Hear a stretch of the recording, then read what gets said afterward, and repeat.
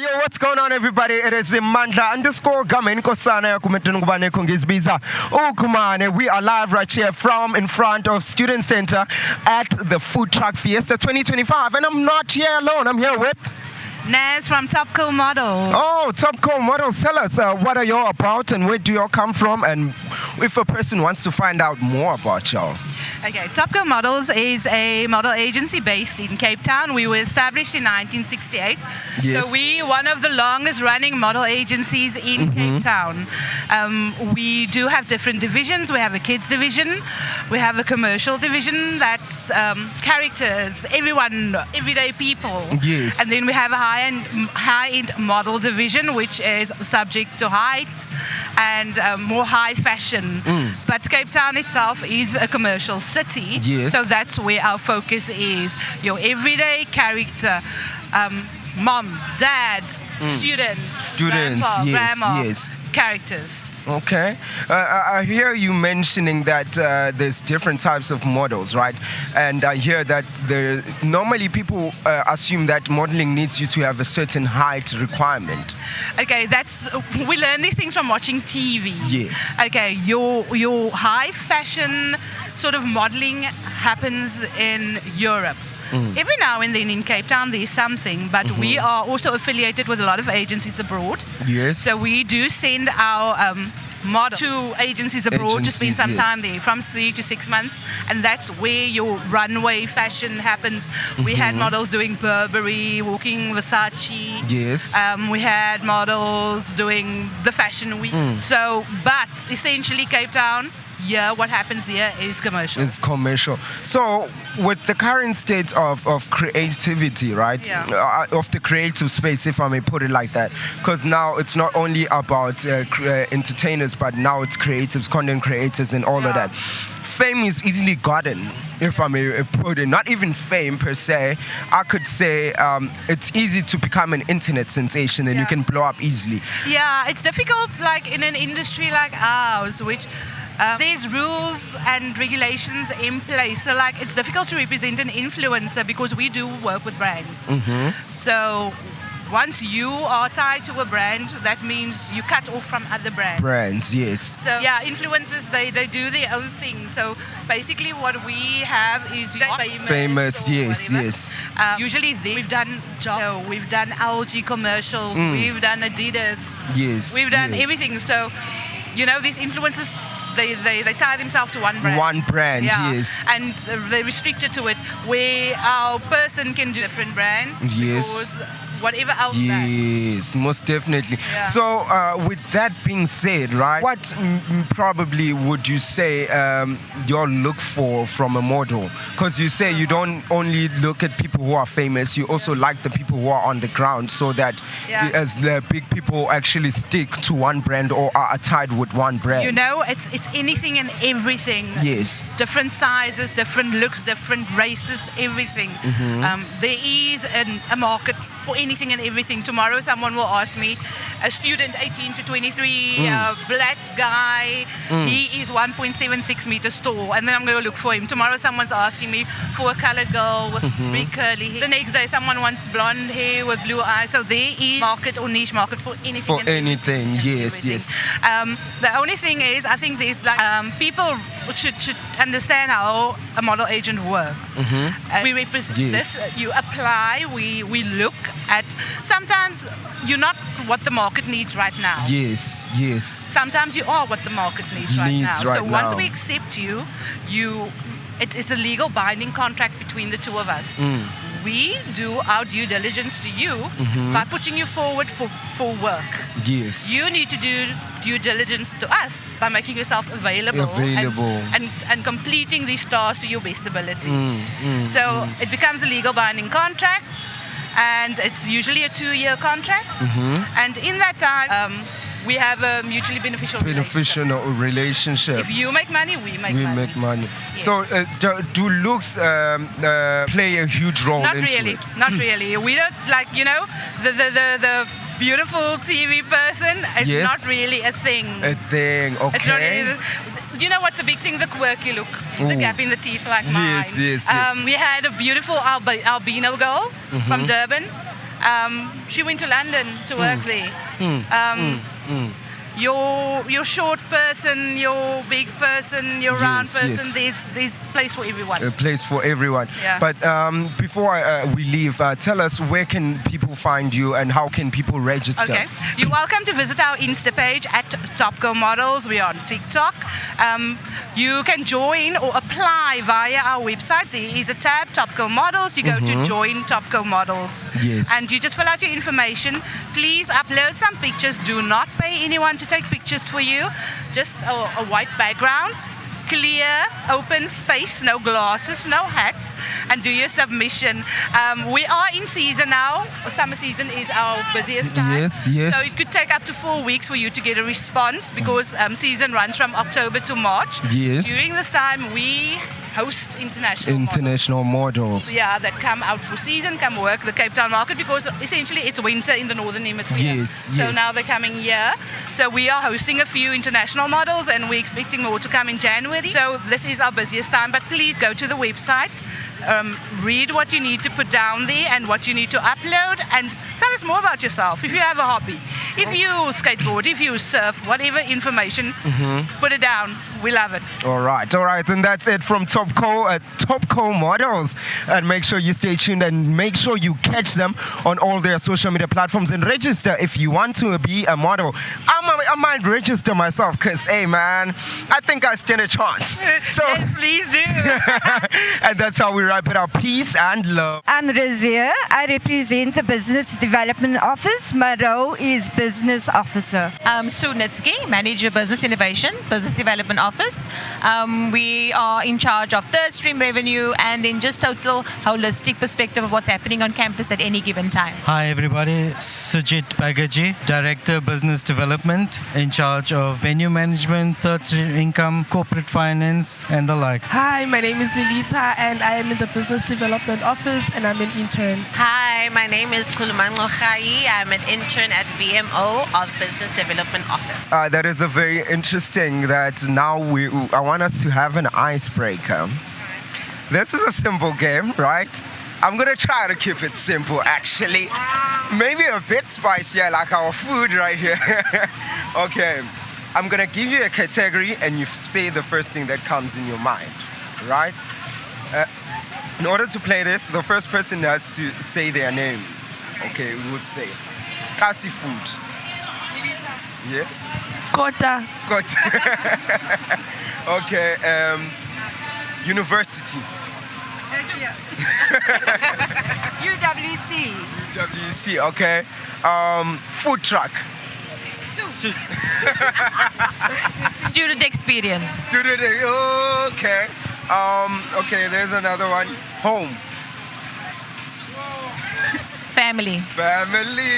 And that's how we kick it off. We're just trying to do a young icebreaker because we want, I always like to make sure that people are comfortable when they come into the space because some people when they see cameras and the podcasting, they always assume that podcasters are here to end their careers and all that. I mean, that's what people think. But then I want us to find out more about what is happening here today and how did this come about and what inspired you all to come about with this initiative. So the idea came about a year ago when Sue kind of indicated that she wants to do a food truck event, but she wasn't sure. And then I said, why not? That was my reaction. And she said, it could be too much. And then, we were in the process of putting the event together. And I think 2 weeks before the event, we weren't sure we were going to pull it up because we needed to it would be the first time ever. So, UWC runs with its own set of rules when it comes to risk and compliance and all those departments that we needed to get sign-off from. In fact, the space, just finding the space for the food truck Fiesta to happen was like a whole week experience of looking for the perfect space. Yes. So this came together within a space of 2 weeks. And, the idea was amazing. I had to think about a concept, but reaching out to food trucks at that point in time, it was a mission. Yeah. Nobody believed that UWC could be a place to trade. Yes. They didn't have that understanding. So there was lots of negotiation from my side, trying to convince food trucks. And some was like, we're not sure UWC is a place for us. Yes. But eventually what happened was after the first food truck Fiesta, many of them actually came to scout it out. And what they saw that day blew their mind. And after the first one being so successful, after that we had a waiting list. And we still have a waiting list. Yes, yes. So my vision is always, firstly, it's about the student experience. Although we are a uni, we have to bear in mind that we deal with young crowds where you need to make the learning experience meaningful.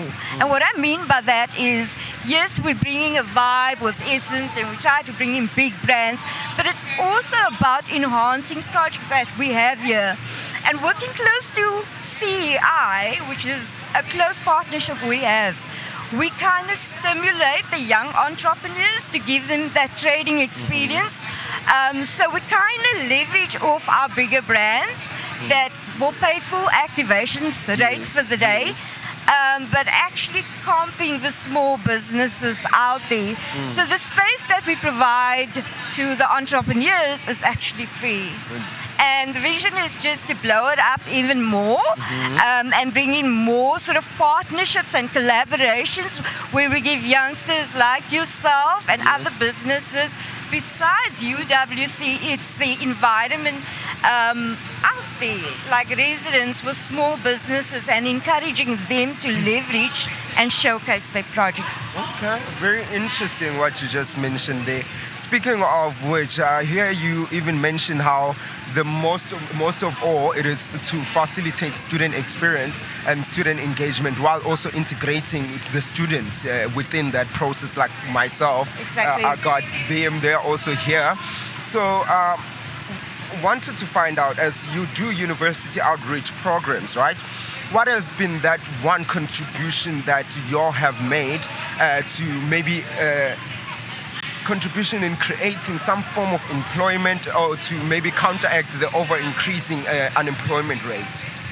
Okay, again, I'm going to lean towards the CEI project because the CEI division sits within the business development office as well. Although they have such the satellite offices, for me, it's that integration where we have many students on campus at the moment that would like to increase their income because of various reasons, and to generate and create a platform where they can actually put out the services out there and filter into programs as well. So it's creating those opportunities for them and highlighting that, if that makes sense. Yes, most definitely. I want to hear your insight also. Yeah, so thank you very much. I think we are led by our new Vice Chancellor, Professor Robert Balfour. He's commenced a campus dialogue, and that dialogue talks about university as a place, space, and circumstance. I believe the food truck Fiesta aligns with that mantra: place, space, and circumstance. And along with the growth in demand, I mean, my colleague mentioned we started out with 15 food trucks. That's just over a year ago. And it's aimed to be run quarterly every year. And we are on 24 food trucks today. That's besides the other activations from the larger corporates. So in terms of place, space, and circumstance, it is what I would brand as inclusivity. So this is for staff, this is for students, the general public, and I believe we are contributing to job creation. All these food vendors employ people to come and work here on a casual basis, permanent basis. And I think the trajectory is just but one great initiative from our architect Razia. But let's not forget Sue. Sue has been the backbone. But I think we will do it in small, meaningful way. and try and expand. We take all criticisms as good. All suggestions are welcome.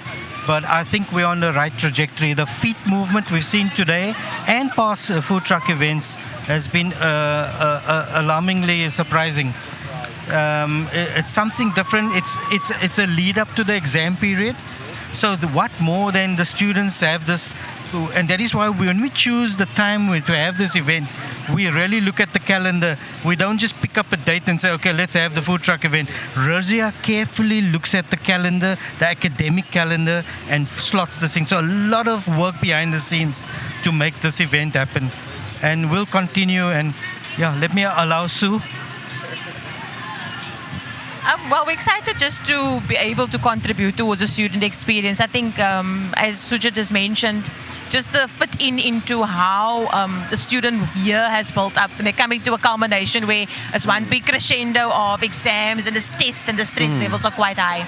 So we're excited always to bring a bit of gees, to campus, a bit of movement, a bit of excitement, and I mean just the feel of our local entrepreneurs being on campus is exciting.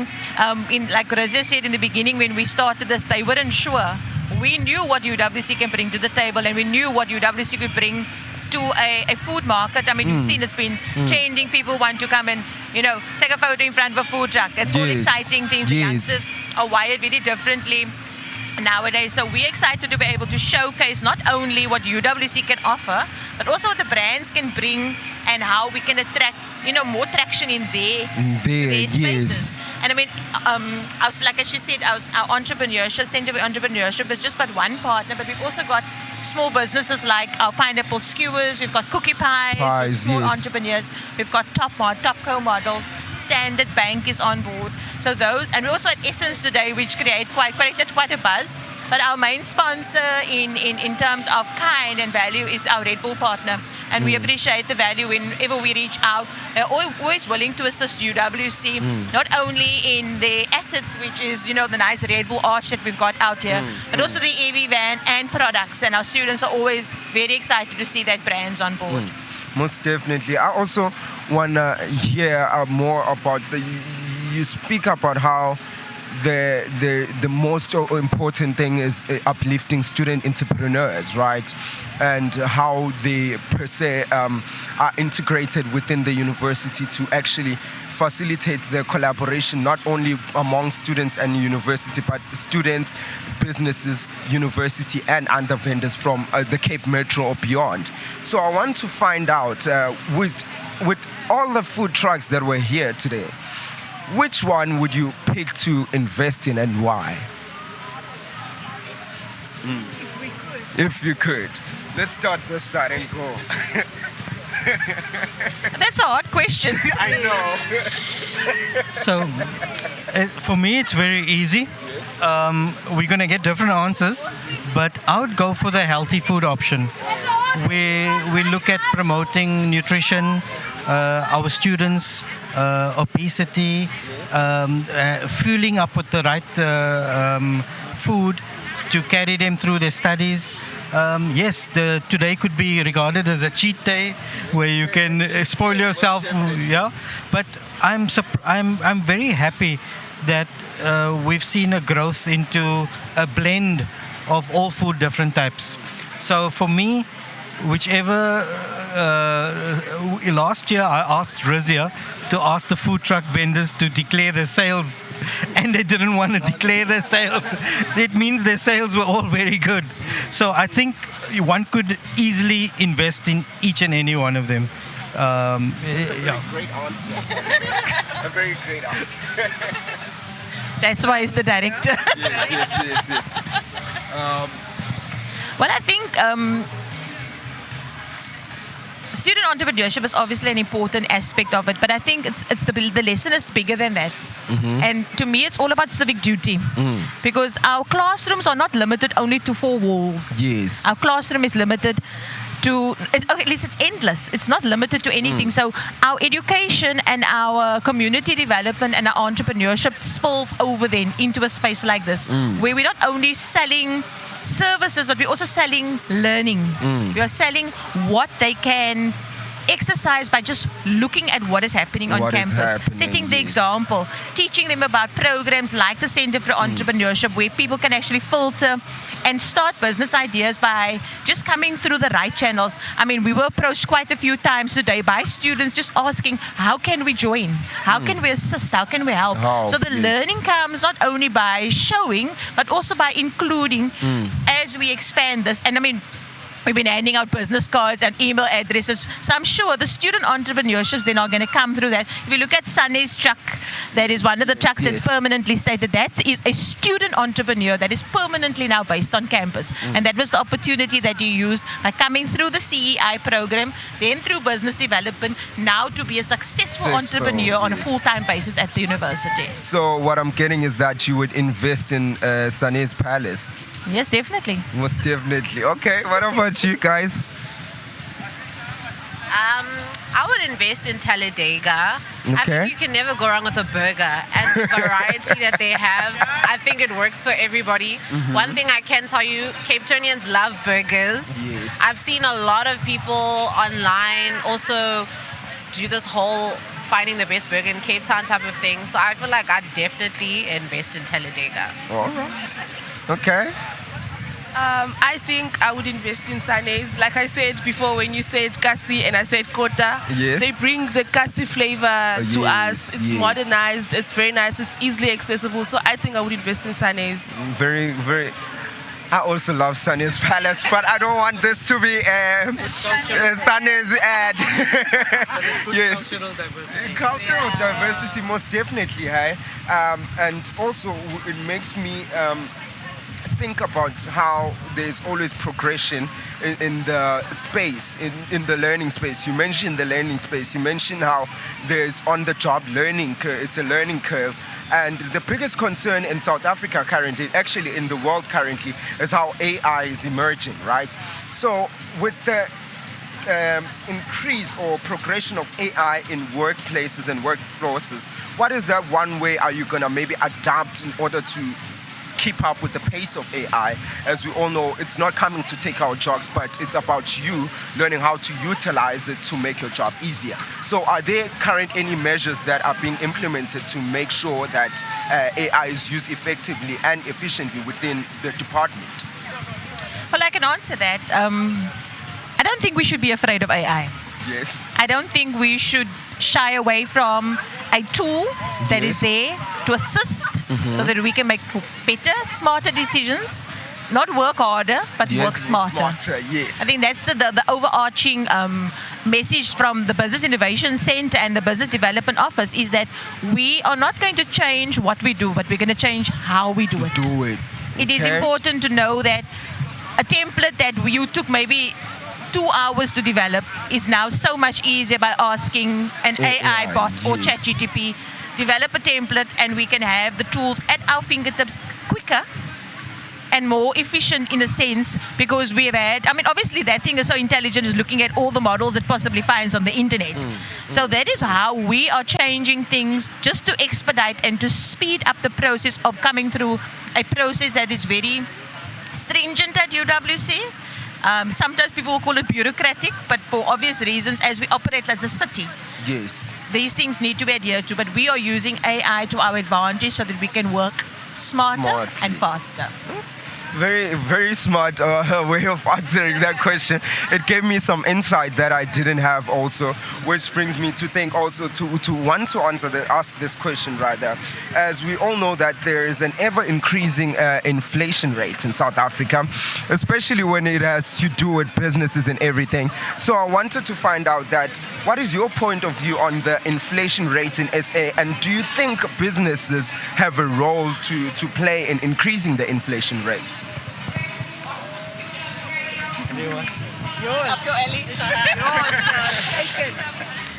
For my good deeds, I have this habit of sharing the economic indicators with the staff virtually every month. I think with the cost of electricity, fuel, housing, rental, I think the objective is to keep costs low. The objective is to open doors for new business. So I think my answer to that is I encourage every operator or anyone in business to have a proper business plan drawn up and have it reviewed and ask for help. The Center for Entrepreneurship and Innovation conducts regular workshops on, how to register for the business, how to complete tax returns, how to set up a PTY limited, and that may sound very tick box like, but the team at UWC Business Development CEI, they're out there to help you join a program. The idea is when you graduate off that stage, when you get your degree, when you are capped, you must walk off the stage with at least 5 contacts built, so that you do not sit at home and wait for a job to come to you. You would have had your CV and your degree and your experience and your contacts. So job creation is the answer to curb inflation. I like that I like that you mentioned job creation is the new way, is a way to increase inflation, right? My producer is telling me we're out of airtime, by the way. I want to find out, before I let you go, do you think that South African government and businesses are doing enough to decrease the ever-increasing unemployment rate, given that you mentioned how, for example, activations happen on campus, students get to interact with businesses and different companies who come here to for lack of a better way to put it, I'd say to come and source out new, fresh innovators, new, fresh people in the space to scout new people from different fields of expertise. So, do you think that the government and businesses are doing enough to alleviate the ever increasing unemployment rate in South Africa?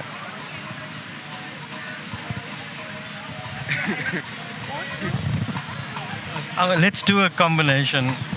Look, I think it's a quadruple helix. Government, business, academia. It's going to take a whole city's effort to break that norm. There is opportunity. We must take it. We must take it with both hands, and keep persisting. And there's a thing called resilience. So I think if you're truly South African, you'll live up to the above, and together we can do. Yeah. From my perspective, in terms of doing more, which you alluded to, I think I can't comment from government in the formal sense of the word. Maybe I'm not versed enough to be able to comment in that regard, but I can comment from what the university is doing. Yes. So we had a business breakfast not too long ago that it was initiated by our Vice Chancellor, just to engage with the local businesses that is surrounding UWC as to how they can support our students to bridge the gap between the skills necessary to enter the market, yes, and the skills acquired on graduation, because sometimes that void is quite vast. So the engagement between industry and the opportunities that industry is creating, we've opened up the channels, we've opened up the doors to have conversations between business and industry to say, what can the university do to do better in order to equip our students not only with a piece of paper, but also a skill to enter the workplace. And that is how UWC is contributing towards, just bridging that gap between employment, because we're not only graduating people in the formal industry, we are graduating entrepreneurs, we are graduating podcasters, we are graduating people that is ready to enter social media, AI. So the skills required is not traditional. The skills required is going to have to be fast, it's going to have to be agile, and it's going to have to move with the times. And that is what we are trying to achieve by engaging with the partners, because the void is going to be closed quite quickly in the graduates that UWC will be producing in future. All right. Any last few words before we wrap this up?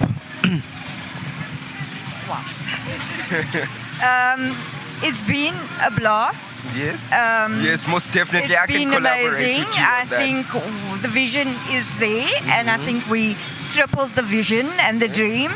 I suppose it can go better. I would love to see more entrepreneurs taking part in this as well. So working more closely with CEI and hopefully bringing in some community members in to showcase their products as well.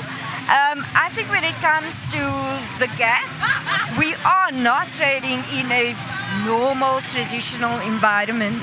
And with the entrepreneurship model changing, the way we do things, more modernized compared to the traditional level.